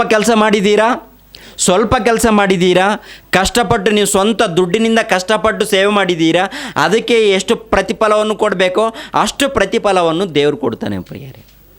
ಆಜ್ಞೆ ಏನಂತಂದರೆ ಪ್ರಿಯರಾದ ದೇವ್ರ ಮಕ್ಕಳಿರ, ಒಟ್ಟಿನಲ್ಲಿ ನೀವು ನನ್ನ ಸೇವೆಯಲ್ಲಿರಬೇಕು, ಒಟ್ಟಿನಲ್ಲಿ ನೀವು ಸುವಾರ್ತೆ ಕಾರ್ಯಕ್ರಮದಲ್ಲಿರಬೇಕು, ಒಟ್ಟಿನಲ್ಲಿ ನೀವು ನನ್ನ ಸಭೆಯನ್ನು ಪಾಲಿಸಬೇಕು, ನನ್ನ ಸಭೆಯನ್ನು ಆಳಬೇಕು. ನೀವು ನಿಮ್ಮ ಟ್ಯಾಲೆಂಟ್ ಏನಿದೆ, ನಿಮ್ಮ ಭಕ್ತಿ ಮುಖಾಂತರ, ನಿಮ್ಮ ಭಯ, ನಿಮ್ಮ ಭಕ್ತಿ ಮುಖಾಂತರ ಸಭೆಯಲ್ಲಿ ಬೋಧಿಸುವಂಥ ಜ್ಞಾನ ಇದೆಯಾ, ಸಭೆಯನ್ನು ಬೋಧನೆ ಮಾಡಿರಿ. ಸಭೆಯಲ್ಲಿ ಸಭೆಯಲ್ಲಿ ಯಾರಾದರೂ ಬೇರೆ ಬೇರೆ ಕೆಲಸ ಮಾಡುವಂಥ ಜ್ಞಾನ ಇದೆಯಾ? ನಿಮ್ಗೆ ಏನು ಕೆಲಸ ಮಾಡೋದಕ್ಕೆ ಬರುತ್ತೋ ಆ ಕೆಲಸವನ್ನು ನೀವು ಮಾಡಿ ಅಂತ ಹೇಳಿದ್ದಾನೆ ಪ್ರಿಯರೇ. ಏನ್ರಿ, ಆ ಕೆಲಸವನ್ನು ನಿಮ್ಗೆ ಒಳ್ಳೆ ಟ್ಯಾಲೆಂಟ್ ಇದೆಯಾ? ಒಂದು ಆತ್ಮವನ್ನು ಗೆಲ್ಲುವಂಥ ಮನಸ್ಸು ನಿನ್ನಲ್ಲಿದೆಯಾ? ಒಂದು ಆತ್ಮವನ್ನು ದೇವರಲ್ಲಿ ನಡೆಸುವಂಥ ಜ್ಞಾನ ನಿನ್ನಲ್ಲಿದೆಯಾ? ಆ ರೀತಿ ಸೇವೆ ಮಾಡು. ಒಟ್ಟಿನಲ್ಲಿ ನಿನ್ನ ಮನಸ್ಸನ್ನು ಬದಲಾಯಿಸಿಕೊಂಡು ನಿನ್ನ ಮನಸ್ಸನ್ನು ದೇವರಿಗೆ ಕೊಟ್ಟು ಸಂಪೂರ್ಣವಾಗಿ ದೇವರಿಗೆ ಒಪ್ಪಿಸಿ ದೇವರ ಸೇವೆಯಲ್ಲಿ ಇರಬೇಕೆಂಬುವಂಥ ಮಾತು ಬರೆಯಲ್ಪಟ್ಟಿದೆ ಪ್ರಿಯರೇ. ಆದರೆ ಪ್ರಿಯರಾದ ದೇವರ ಮಕ್ಕಳಿರ, ಉದ್ಯೋಗ ಉಳ್ಳವರು ದೇವರ ಸೇವೆ ಮಾಡ್ಬೋದಾ? ಉದ್ಯೋಗ ಉಳ್ಳವರು ಮಾಡ್ಬೋದು. ಉದ್ಯೋಗ ಇಲ್ಲದೆ ಸಂಪೂರ್ಣವಾಗಿ ದೇವರ ಸೇವೆಯಲ್ಲಿ ಇರ್ತೀರಾ? ಸಂಪೂರ್ಣವಾಗಿ ದೇವರ ಸೇವೆಯಲ್ಲಿ ಕೂಡ ಇರ್ಬೋದು ಪ್ರಿಯರೇ. ಯಾರ್ಯಾರು ಯಾಜಕರು? ಯೇಸು ಕ್ರಿಸ್ತನನ್ನು ಯಾರಾದರೂ ನಂಬ್ಕೊಂಡಿದ್ದಾರೋ ಅವರೆಲ್ಲರೂ ಕೂಡ ಯಾಜಕರಂತೆ ಪ್ರಿಯರೇ. ನಾನು ಹೇಳಿಲ್ಲ ಪ್ರಿಯರೇ, ಯೇಸು ಸ್ವಾಮಿ ಹೇಳಿರೋಂಥ ಮಾತು, ಯೇಸು ಕ್ರಿಸ್ತನು ಹೇಳಿರುವಂಥ ಮಾತು. ಸ್ತ್ರೀಯರಾಗಿರ್ಬೋದು, ಪುರುಷರಾಗಿರ್ಬೋದು, ಪ್ರತಿಯೊಬ್ಬರು ಕೂಡ ದೇವ್ರಿಗೆ ಬೇಕು ಪ್ರಿಯರೇ. ಪ್ರತಿಯೊಬ್ಬರು ದೇವರ ಸೇವೆಯನ್ನು ಮಾಡಬೇಕು, ಪ್ರತಿಯೊಬ್ಬರನ್ನು ಕ್ರಿಸ್ತನನ್ನು ಪ್ರಕಟಿಸಬೇಕು, ಪ್ರತಿಯೊಬ್ಬರು ಆತ್ಮೀಯ ರೀತಿಯಲ್ಲಿ ಸತ್ಯಕ್ಕೆ ತಕ್ಕ ಹಾಗೆ ದೇವರನ್ನು ಆರಾಧಿಸಬೇಕು. ಏನ್ರಿ, ಪ್ರತಿಯೊಬ್ಬರಿಗೆ ದೇವರು ಅವಕಾಶ ಕೊಟ್ಟಿದ್ದೇನೆ. ಸ್ತ್ರೀಗಳು ಮಾಡಬಾರ್ದು, ಪುರುಷರೇ ಮಾಡಬೇಕು, ಪುರುಷರು ಮಾಡಬಾರ್ದು, ಸ್ತ್ರೀಯರೇ ಮಾಡಬೇಕು, ಸಭೆಯಲ್ಲಿ ನಾನು ಮಾತ್ರ ದೇವರ ಸೇವೆ ಮಾಡಬೇಕು, ನೀವು ಮಾಡಬಾರ್ದು ಅಂತ ರೂಲ್ಸ್ ಮಾತ್ರ ಕೊಟ್ಟಿಲ್ಲ. ಎಲ್ಲರೂ ದೇವರ ಸೇವೆ ಮಾಡಬೇಕು. ಅಂದರೆ ಎಲ್ಲರೂ ದೇವರ ಸೇವೆಯನ್ನು ಮಾಡಬೇಕು, ಎಲ್ಲರೂ ಕೂಡ ಸಭೆಗೆ ಒಳಪಟ್ಟು ದೇವರ ಸೇವೆ ಮಾಡಬೇಕು. ಪದ್ಧತಿ ಪ್ರಕಾರ ಇರಬೇಕು. ಒಂದು ಸಭೆಗೆ ಒಳಪಟ್ಟು, ವಾಕ್ಯಕ್ಕೆ ಒಳಪಟ್ಟು, ವಾಕ್ಯದ ಪ್ರಕಾರ ನಡಿಬೇಕು ಪ್ರಿಯರೇ. ಆಗ ದೇವರು ಸಂತೋಷ ಪಡ್ತಾನೆ. ಇಲ್ದಿದ್ರೆ ನಾವೆಲ್ಲರೂ ಮೋಸ ಹೋಗ್ತೀವಿ ಪ್ರೇರೆ. ಅರ್ಥ ಆಗುತ್ತೆ ಪ್ರೇರೆ? ಉದ್ಯೋಗ ಮಾಡುವವರು ಏನ್ರಿ, ಉದ್ಯೋಗ ಉಳ್ಳವರು ದೇವರ ಸೇವೆ ಮಾಡ್ಬೋದಾ? ವಾಕ್ಯದ ಪ್ರಕಾರ ದೇವರ ಸೇವೆ ಮಾಡ್ಬೋದಂತೆ ಪ್ರೇರೆ. ಓಕೆನಾ? ಕಡೆ ಮಾತನ್ನು ಹೇಳ್ತೀನಿ ಪ್ರೇರೆ, ಕೊನೆ ಮಾತನ್ನು ಹೇಳಿ ನಾನು ಮುಗಿಸ್ತಾ ಇದ್ದೀನಿ. 1ನೇ ಕೊರಿಂಥದವರಿಗೆ ಬರೆದ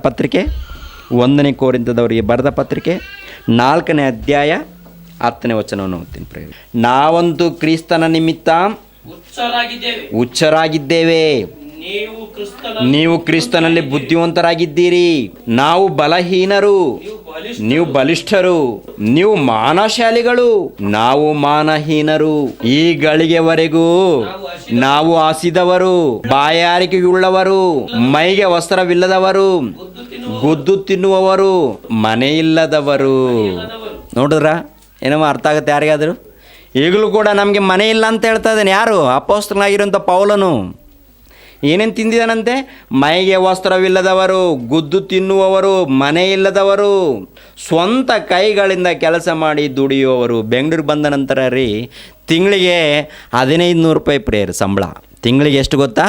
ನನಗೆ 1500 ರೂಪಾಯಿ, ನನ್ನ ಮಿಸ್ಸಸ್ ಕೂಡ 1500 ರೂಪಾಯಿ. 3000 ರೂಪಾಯಿ ಮುಖಾಂತರ ಮನೆ ಬಾಡಿಗೆ. ಆ ಇಬ್ಬರು ಮಕ್ಕಳು ಓದಿಸ್ಕೊಳ್ಳೋದಷ್ಟು ಕೆಪಾಸಿಟಿ ಕೂಡ ಇಲ್ಲ. ಗೋರ್ಮೆಂಟ್ ಸ್ಕೂಲ್ಗೆ ಕಳಿಸಿದ್ದೀನಿ ಪ್ರಿಯರೇ. ಆ ಇಬ್ಬರನ್ನು ಕೂಡ ದೇವ್ರ ಸೇವೆಯಲ್ಲೇ ಬೆಳೆಸ್ಬೇಕಂತ ಉದ್ದೇಶ ಬಿಟ್ಟರೆ ನನ್ನ ಮಕ್ಕಳನ್ನು ಇಂಜಿನಿಯರ್ ಮಾಡಬೇಕು, ಇಲ್ಲ ದೊಡ್ಡ ಸಾಫ್ಟ್ವೇರ್ ಇಂಜಿನಿಯರ್ ಮಾಡಬೇಕು ಎಂಬುವಂಥ ಆಲೋಚನೆ ನನಗಿಲ್ಲ. ನನ್ನ ಜೊತೆಯಲ್ಲಿರುವಂಥ ಸಹೋದರರು ಏನ್ರಿ, ನನ್ನ ಜೊತೆಯಲ್ಲಿರುವಂಥ ಸಹೋದರರು ಸೇವಕನಾಗಿ ಒಬ್ರು ಏನಾಗಿದ್ದಾನೆಂದರೆ ಸಾಫ್ಟ್ವೇರ್ ಇಂಜಿನಿಯರ್ ಆಗಿದ್ದಾನೆ. ಬ್ಯಾಂಗ್ಳೂರಲ್ಲಿ ಒಂದು ಉನ್ನತವಾದಂಥ ಉದ್ಯೋಗ ಬಂತು ಏನ್ರಿ. ಆ ನಂತರ ಬಾಂಬೆಗೆ ಟ್ರಾನ್ಸ್ಫರ್ ಆದ, ಅಲ್ಲಿಂದ ಮತ್ತೆ ಅಮೇರಿಕಾಗೆ ಹೋದ. ನನ್ನ ಜೊತೆಗೆ ಇರುವಾಗ ಅಣ್ಣ ಒಂದು ಮಾತು ಹೇಳಿದ್ದೆ. ನನ್ನ ಜೊತೆಗಿರುವಾಗ ಅವನು ಏನಂತ ಹೇಳಿದಾನಂದರೆ, ನನ್ನ ಜೊತೆಗೆ ಸೇವೆ ಮಾಡುವಾಗ, ಅಣ್ಣ ನಾನು ಒಂದು ವೇಳೆ ಇಂಜಿನಿಯರ್ ಕೆಲಸಕ್ಕೆ ಒಂದು ವೇಳೆ ಸಿಕ್ಕರೆ ಅಣ್ಣ, ಪ್ರತಿ ತಿಂಗಳ ನಿಮ್ಗೆ ಏನು ಬೇಕೋ ಅದನ್ನೆಲ್ಲ ನಾನು ನೋಡ್ಕೊಳ್ತೀನಿ ಅಂತ ಹೇಳಿದ ಪ್ರಿಯರೇ. ನೀವು ಪಡುವಂಥ ಕಷ್ಟ ನನಗೆ ಗೊತ್ತು. ಪ್ರತಿ ತಿಂಗಳ ನಿಮ್ಗೆ ಎಷ್ಟು ಬೇಕೋ ಅದನ್ನು ನಾನು ಏರ್ಪಾಟ್ ಮಾಡ್ತೀನಿ ಅಂತ ಹೇಳಿ ಮದುವೆ ಮಾಡ್ಕೊಂಡ ನಂತರ ಅಮೇರಿಕಲ್ಲಿ ಸೆಟ್ಲ್ ಆಗಿದ್ದಾನೆ ಏನ್ರಿ. ಅಸಲು ಫೋನೂ ಇಲ್ಲ, ಏನೂ ಇಲ್ಲ. ಯಾವಾಗೋ ಒಂದು ವರ್ಷಕ್ಕೆ ಒಂದು ಸಾರಿ ಫೋನ್ ಮಾಡ್ತೇನೆ, ಅಣ್ಣ ಹೆಂಗಿದ್ದೀರಾ, ಈ ಥರ ಇದ್ದೀನಿ, ಸಂತೋಷ ಅಣ್ಣ, ಆಯಿತು, ಜೈ. ಈಗಲೂ ಕೂಡ ಎಷ್ಟೋ ಮಂದಿ ಇದ್ದಾರೆ ಪ್ರಿಯರೇ. ಕಷ್ಟ ನೋಡ್ತೀವಿ, ಬ್ರದರ್ ನಿಮ್ಗೆ ಏನಾದರೂ ಹೆಲ್ಪ್ ಮಾಡ್ತೀವಿ, ಇದು ಮಾಡ್ತೀವಿ ಅಂತ ಹೇಳ್ತಾರೆ ಪ್ರಿಯರೇ. ಕೆಲಸದಲ್ಲಿ ಮಾತ್ರ ಏನೋ ಒಂದು ಮಾತು ಕೊಡ್ತಾರೆ. ಆ ಮಾತೇ ಆಗ್ಬೇಕ್ರಿ ನಮಗೆ. ದೇವ್ರ ಕೆಲಸ ತುಂಬ ಇದೆ ರೀ, ಆ ಕೆಲಸಕ್ಕೆ ಬೋಸ್ಕರ ಬನ್ನಿರಿ ಅಂತಂದರೆ ಯಾರಿಗಿಲ್ಲ. ಪೌಲನ ಚರಿತ್ರೆ ಹೆಂಗಿದೆ ಅಂತ ಪ್ರಿಯರೇ? ಪೌಲನ ಚರಿತ್ರೆ ಓದಿದ್ರಾ? ಮತ್ತೊಂದು ಸರಿ ಓದಿ ಅದನ್ನು ಮುಗಿಸ್ತೀನಿ. ಮತ್ತೊಂದು ಸರಿ ಓದಿ ಲಾಸ್ಟ್. ನಾವಂತೂ ಕ್ರಿಸ್ತನ ನಿಮಿತ್ತ ಹುಚ್ಚರಾಗಿದ್ದೇವೆ. ಎಲ್ಲಿಗೋದ್ರೂ ಕ್ರಿಸ್ತನ ಬಗ್ಗೆ ಪ್ರಕಟಣೆ ಮಾಡಬೇಕು. ಯಾರ ಹತ್ರ ಆದರೂ ಹೋಗಿ ಸುವಾರ್ತೆ ಮಾಡಬೇಕು, ಎಲ್ಲಾದರೂ ಹೋಗಿ ಹಳ್ಳಿಗೆ ಸುವಾರ್ತೆ ಮಾಡಬೇಕು ಎಂಬುವಂಥ ಆಗಿನ ಕಾಲದಲ್ಲಿ ಪೌಲನಿಗೆ ಹುಚ್ಚಿದೆ. ಈಗಿನ ಕಾಲದಲ್ಲಿ ನಮಗೇನು ಹುಚ್ಚಿದೆ ಪ್ರೇಯರೇ? ಸುವಾರ್ತೆ ಮಾಡಬೇಕು, ದೇವ್ರ ಬಗ್ಗೆ ಹೇಳಬೇಕು ಅಂತಂದು 3 ತಿಂಗಳಿಗೊಂದು ಸರಿ 2 ತಿಂಗಳಿಗೊಂದು ಸರಿ ಅಲ್ಲೊಂದು ಮೂಲೆಯಲ್ಲಿ ಮೀಟಿಂಗ್, ಇಲ್ಲೊಂದು ಮೂಲೆಯಲ್ಲಿ ಮೀಟಿಂಗ್ ನಾವಿಟ್ರೆ ಕೆಲವ್ರಿಗೆ ಆಗೋದಿಲ್ಲ ಪ್ರೇಯರೇ. ರಾಮು ಬ್ರದರ್ಗೆ ಹುಚ್ಚಿಡಿದಿದೆ. ಯಾವಾಗ ನೋಡಿದ್ರು ಮೀಟಿಂಗ್ ಅಂತಾನೆ, ಯಾವಾಗ ನೋಡಿದ್ರು ಸುವಾರ್ತೆ ಅಂತಾನೆ, ಯಾವಾಗ ನೋಡಿದ್ರು ಪ್ರಾರ್ಥನೆ ಅಂತಾನಂತೆ. ಆಗಿನ ಕಾಲದಲ್ಲಿ ಪೌಲನು ಕೂಡ ಅದೇ ಮಾತು. ಆ ನಂತರ ನೀವು ಕ್ರಿಸ್ತನಲ್ಲಿ ಬುದ್ಧಿವಂತರಾಗಿದ್ದೀರಿ, ನಾವು ಬಲಹೀನರು, ನೀವು ಬಲಿಷ್ಠರು, ನೀವು ಮಾನಶಾಲಿಗಳು, ನಾವು ಮಾನಹೀನರು. ಈ ಗಳಿಗೆವರೆಗೂ ನಾವು ಹಸಿದವರು, ಬಾಯಾರಿಕೆ ಉಳ್ಳವರು, ಮೈಗೆ ವಸ್ತ್ರವಿಲ್ಲದವರು, ಗುದ್ದು ತಿನ್ನುವವರು, ಮನೆ ಇಲ್ಲದವರು, ಸ್ವಂತ ಕೈಗಳಿಂದ ಕೆಲಸ ಮಾಡಿ ದುಡಿಯೋವರು ಆಗಿದ್ದೇವೆ. ಪೌಲನ ಆಗಿನ ಕಾಲದಲ್ಲಿ ಏನ್ರಿ, ನಾವು ಕೂಡ ಕಷ್ಟಪಟ್ಟು ವರ್ಕ್ ಮಾಡ್ತಾ ಇದ್ರಿ. ಅರ್ಥ ಆಗಲ್ಲ, ಸಭೆಯಲ್ಲಿ ಇದ್ದವ್ರಿಗೂ ಅರ್ಥ ಆಗಲ್ಲ, ಸಭೆಯಲ್ಲಿ ಇಲ್ಲಾರ್ದವ್ರಿಗೂ ಅರ್ಥ ಆಗಲ್ಲ. ಸಭೆಯಲ್ಲಿ ಇಲ್ಲಾರ್ದವ್ರು ಅವ್ರೇನಂತಾರೆ, ಇದು ಕ್ರಿಸ್ತನ ಬೋಧ ಅಲ್ಲ, ಇದು ಕ್ರಿಸ್ತನಿಗೆ ವಿರುದ್ಧವಾದಂಥ ಬೋಧನೆ. ಸತ್ಯವನ್ನು ತಿಳ್ಕೊಂಡಿರುವಂಥ ಸಭೆಯಲ್ಲಿರುವಂಥ ನಮ್ಮವ್ರು ಏನಂತಾರೆ, ನೀವೇನೋ ಮಾತಾಡ್ಕೊಳ್ರಿ ಬ್ರದರ್, ನಮ್ಮ ಕೆಲಸ ನಮ್ಮದು, ನಿಮ್ಮ ಕೆಲಸ ನಿಮ್ಮದು, ನೀವು ಸೇವಕರು, ನಾವು ಭಜನೆ ಮಾಡೋರು ಸಭೆಯಲ್ಲಿ ಅಂತ ಹೇಳ್ಕೊಂಡು ಮೋಸ ಹೋಗ್ತಿದ್ವಿ ಇಲ್ಲ ಪ್ರೇಯರೇ, ಎಲ್ಲರಿಗೂ ಅವಕಾಶ ಕೊಟ್ಟಿದ್ದಾನೆ. ಒಂದು ವೇಳೆ ಏನ್ರಿ ದೇವರ ಕೆಲಸ ಪಕ್ಕಕ್ಕೆ ಇಟ್ಟು ಹೋದರೆ ಮೋಸ ಹೋಗ್ತೀವಿ, 100% ಮೋಸ ಹೋಗ್ತೀವಿ ಪ್ರೇಯರೇ. ಸಮಯ ಹೋಗ್ತಾ ಇದೆ, ಆರೋಗ್ಯ ಕೆಟ್ಟು ಹೋಗ್ತಾ ಇದೆ, ದೇವ್ರು ಕೊಟ್ಟಿರುವಂಥ ಕಾಲವನ್ನು ಹೋಗ್ತಾ ಇದೆ, ಎಲ್ಲ ಮುಗಿತಾ ಇದೆ.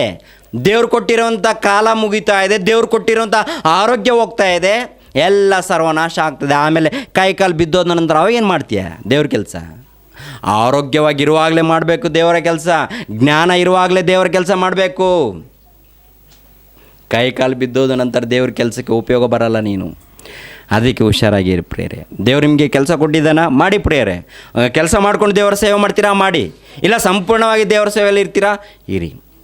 ಒಟ್ಟಿನಲ್ಲಿ ನಿನ್ನ ಮುಖಾಂತರ ದೇವರನ್ನು ಘನಪಡಿಸಬೇಕು, ದೇವರಿಗೆ ಮಹಿಮೆ ಉಂಟಾಗಬೇಕು, ದೇವರ ಸೇವೆ ನಿನ್ನ ಮುಖಾಂತರ ಅಭಿವೃದ್ಧಿಯಾಗಬೇಕು. ನೀನು ಎಲ್ಲೇ ಇರು, ಯಾವ ಸ್ಥಳದಲ್ಲಾದರೂ ಇರು, ಒಟ್ಟಿನಲ್ಲಿ ನಿನ್ನ ಮುಖಾಂತರ ಏನಾಗಬೇಕು, ದೇವರ ಸೇವೆ ದಿನಕ್ಕೆ ಅಭಿವೃದ್ಧಿಯಾಗಬೇಕು. ನಿನ್ನನ್ನು ದೇವರು ನೋಡಬೇಕು, ದೇವರು ನೋಡಿ ಸಂತೋಷ ಪಡಬೇಕು. ತಲೆಬಾಗಿಸಿ ಪ್ರಾರ್ಥನೆ ಮಾಡೋಣ. ನಮ್ಮನ್ನು ಬಹಳವಾಗಿ ಪ್ರೀತಿಸುವಂಥ ನನ್ನ ತಂದೆಯಾದ ದೇವರೇ, ನಿಮ್ಮ ಉನ್ನತವಾದಂಥ ನಾಮಕ್ಕೆ ವಂದನೆಗಳು, ಸ್ತೋತ್ರಗಳನ್ನು ತಿಳಿಸ್ತಾ ಇದ್ದೀನಿ ತಂದೆ.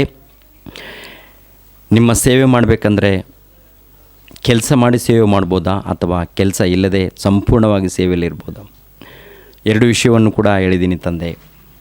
ಸಂಪೂರ್ಣವಾಗಿ ನಿಮ್ಮ ಸೇವೆಯಲ್ಲಿದ್ದರೆ ನೀವು ಇನ್ನೂ ಹೆಚ್ಚಾಗಿ ಸಂತೋಷ ಪಡ್ತೀರಾ. ಒಂದು ವೇಳೆ ಕೆಲಸ ಮಾಡಿಕೊಂಡು ಸೇವೆ ಮಾಡಿದ್ರು ಅಂತೂ ಸಂತೋಷ ಪಡ್ತೀರಾ ಎನ್ನುವಂಥ ಮಾತನ್ನು ತಿಳಿಸಿದ್ದೀನಿ ತಂದೆ. ಯಾರ್ಯಾರು ಅರ್ಥ ಮಾಡ್ಕೊಂಡಿರುವಂಥ ನಿಮ್ಮ ಮಕ್ಕಳನ್ನು ಆಶೀರ್ವದಿಸಿ, ಅದೇ ರೀತಿಯಲ್ಲಿ ಅನೇಕ ಸಂಗತಿಗಳನ್ನು ತಿಳ್ಕೊಳ್ಳೋದಕ್ಕೆ ನಮಗೆ ಜ್ಞಾನ ವಿವೇಕವನ್ನು ದಯಪಾಲಿಸಿ. ರಕ್ಷಕನಾದ ಯೇಸು ಪವಿತ್ರ ನಾಮದಲ್ಲಿ ಬೇಡ್ತಾ ಇದ್ದೀನಪ್ಪ ತಂದೆಯೇ, ಆಮೇನ್. ಎಲ್ಲರಿಗೂ ವಂದನೆಗಳನ್ನು ಹೇಳ್ತಾ ಮುಗಿಸ್ತಾ ಇದ್ದೀನಿ.